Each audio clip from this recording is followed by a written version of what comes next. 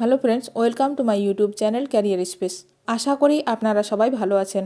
আজকে এই মুহূর্তে 26,000 শিক্ষক নিয়োগ মামলার শুনানি নিয়ে যে গুরুত্বপূর্ণ আপডেট উঠে এসেছে, বিস্তারিত সেই সম্পর্কে আলোচনা করব।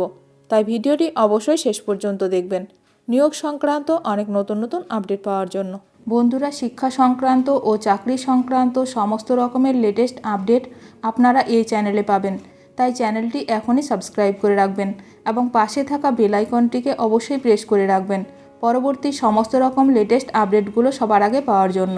সুপ্রিম কোর্টে ঝুলে রইল 26,000 চাকরি বাতিল মামলা। পরবর্তী শুনানি কবে? সুপ্রিম কোর্টের পর্যবেক্ষণ, যদি সেভাবে দুর্নীতি না হয়ে থাকে তাহলে যারা যোগ্য তাদের চাকরি বাতিল হওয়া উচিত নয়। পরবর্তী শুনানি হবে 27শে জানুয়ারি।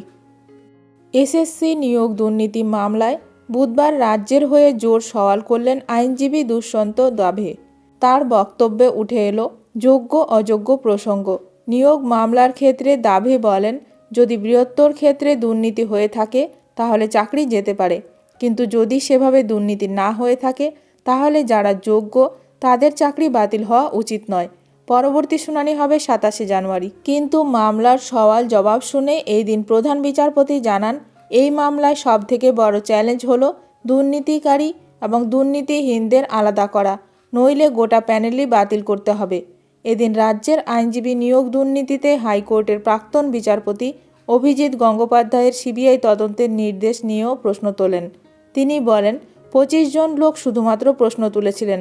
তাদের অভিযোগের ভিত্তিতে বিচারপতি অভিজিৎ গঙ্গোপাধ্যায় সিবিআই তদন্ত দিয়েছিলেন। সেই 25 জনই এখন তালিকাভুক্ত। নিয়োগ দুর্নীতির ফলে যোগ্য প্রার্থীরাও সমস্যায় পড়ছেন বলে প্রধান বিচারপতিকে জানান দাভে। তিনি বলেন, আমরা 4 বছর ধরে চাকরি করছি।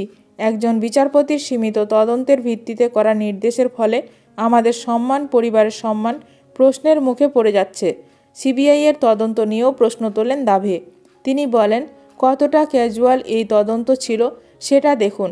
সিবিআই বলেছে, পঙ্কজ বনশলের কাছ থেকে হার্ড ডিস্ক উদ্ধার হয়েছিল, কিন্তু ওএমআর শিট আইনি পদ্ধতি মেনে সিজ করা হয়নি।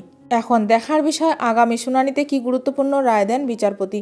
শিক্ষক নিয়োগ সংক্রান্ত সমস্ত রকমের আপডেট সবার প্রথমে পেতে এখনই আমার চ্যানেলটি সাবস্ক্রাইব করে রাখুন। ভিডিওটি ভালো লাগলে অবশ্যই লাইক করবেন। আজকের ভিডিওটি এখানেই শেষ করলাম। নতুন কোনো আপডেট নিয়ে দেখা হবে নেক্সট ভিডিওতে।